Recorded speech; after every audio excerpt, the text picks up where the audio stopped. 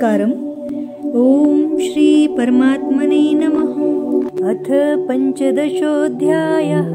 श्री भगवानुवाच ऊर्ध्वमूलमधः शाखम् अश्वत्थं प्राहुरव्ययम् छन्दांसि यस्य पर्णानि यस्तं वेद स वेदवित्। श्री भगवान बोले, आदि पुरुष परमेश्वर रूप मूल वाले और ब्रह्म रूप मुख्य शाखा वाले जिस संसार रूप पीपल वृक्ष को अविनाशी कहते हैं तथा वेद जिसके पत्ते कहे गए हैं, उस संसार रूप वृक्ष को जो पुरुष मूल सहित स्वत्व से जानता है वह वेद के तात्पर्य को जानने वाला है। अधश्चोर्ध्वं प्रसृतास्तस्य शाखा गुणप्रवृद्धा विषय प्रवालाः अधश्च मूलान्यनुसन्ततानि कर्मानुबन्धिनी मनुष्यलोके।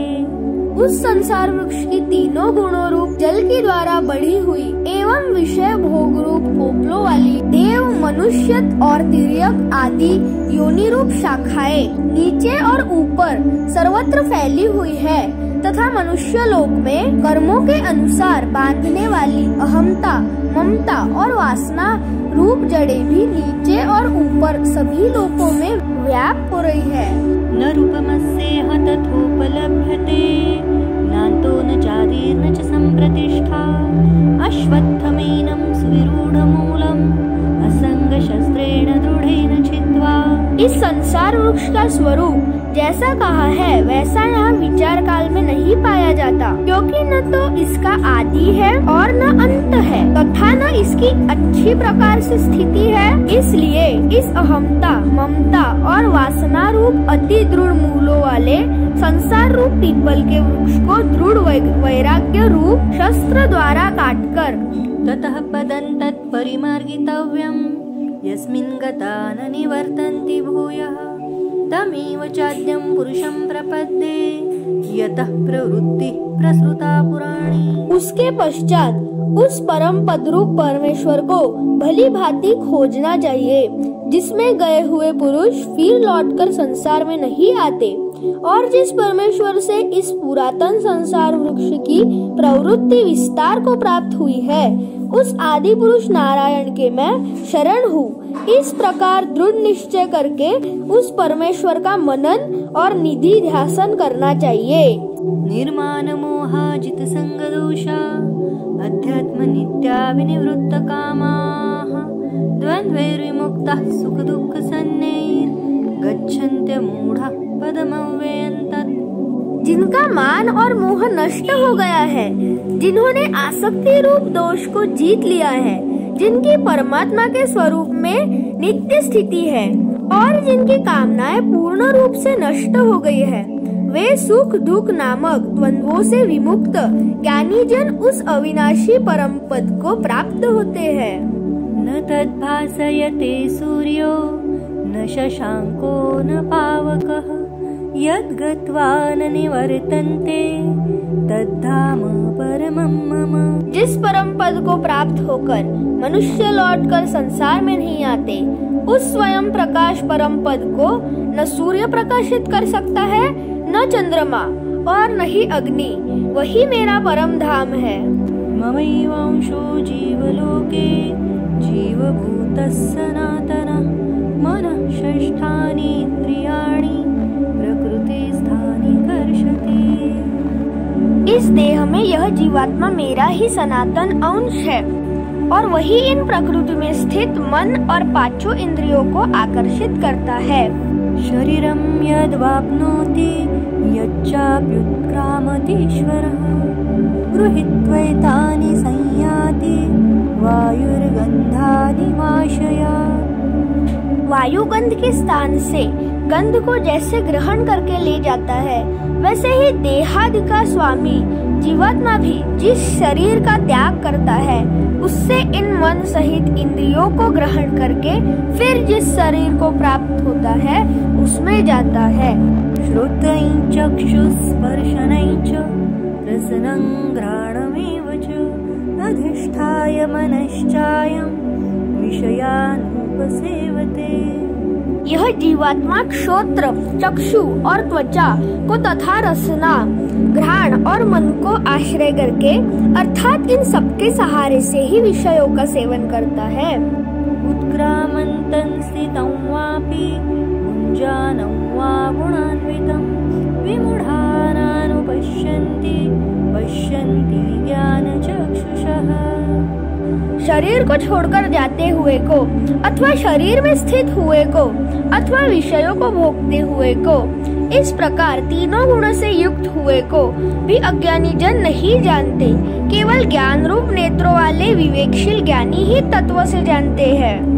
यतन्तो योगिनश्चैनं पश्यन्त्यात्मन्यवस्थितं यतन्तोऽप्यकृतात्मानो नैनं पश्यन्ते चेतसः। यत्न करने वाले योगी जन भी अपने हृदय में स्थित इस आत्मा को तत्व से जानते हैं, किंतु जिन्होंने अपने अंतःकरण को शुद्ध नहीं किया है, ऐसे अज्ञानी जन तो यत्न करते रहने पर भी इस आत्मा को नहीं जानते।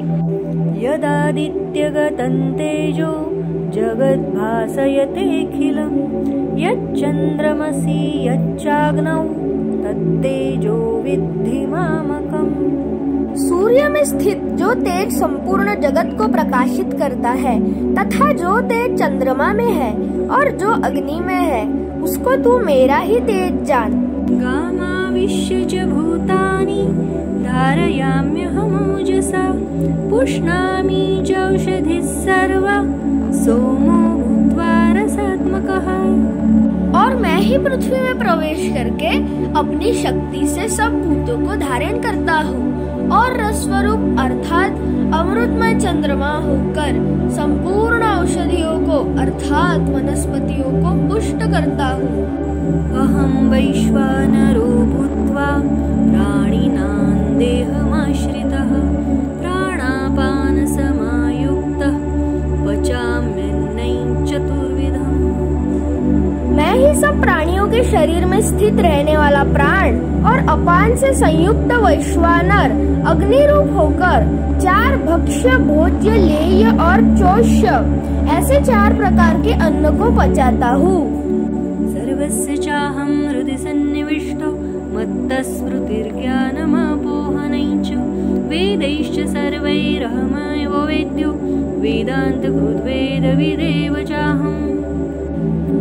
मैं ही सब प्राणियों के हृदय में अंतर्यामी रूप से स्थित हूँ तथा मुझसे ही स्मृति, ज्ञान और अपोहन होता है और सब वेदों द्वारा मैं ही जानने योग्य हूँ तथा वेदांत का कर्ता और वेदों को जानने वाला भी मैं ही हूँ।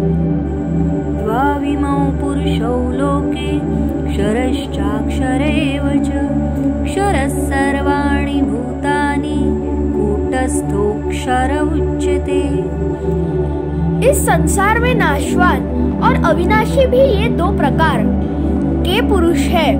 इनमें संपूर्ण भूत प्राणियों के शरीर तो नाशवान और जीवात्मा अविनाशी कहा जाता है।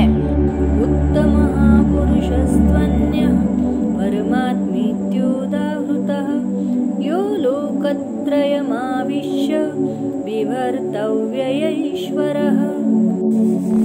इन दोनों से उत्तम पुरुष तो अन्य ही है, जो तीनों लोकों में प्रवेश करके सबका धारण पोषण करता है एवं अविनाशी परमेश्वर और परमात्मा इस प्रकार कहा गया है। यस्माक्षरमतीतोऽहम् अक्षरादपि चोत्तमः अतोऽस्मि लोके वेदे च प्रथितः पुरुषोत्तमः। क्योंकि मैं नाशवान जड़वर्ग क्षेत्र से तो सर्वथा अतीत हूँ और अविनाशी जीवात्मा से भी उत्तम हूँ, इसलिए लोक में और वेद में भी पुरुषोत्तम नाम से प्रसिद्ध हूँ। यो मामेव सम्मूढो जानाति पुरुषोत्तमं स सर्वविद् भजति मां सर्वभावेन भारत। हे भारत, जो ज्ञानी पुरुष मुझको इस प्रकार तत्व से पुरुषोत्तम जानता है, वो सर्वज्ञ पुरुष सब प्रकार से निरंतर मुझ वासुदेव परमेश्वर को ही भजता है। इति गुह्यतमं शास्त्रम् इदमुक्तं मया नघ एतद् बुद्ध्वा बुद्धिमान् स्यात् कृतकृत्यश्च भारत। हे निष्पाप अर्जुन, इस प्रकार यह अति रहस्य युक्त गोपनीय शास्त्र मेरे द्वारा कहा गया। इसको तत्व से जानकर मनुष्य ज्ञानवान और कृतार्थ हो जाता है। ओम तत्सदिति श्रीमद्भगवद्गीतासु उपनिषत्सु ब्रह्मविद्यायां योगशास्त्रे श्रीकृष्णार्जुन संवादे पुरुषोत्तमयोगो नाम 15 श्रीकृष्णार्पणमस्तु।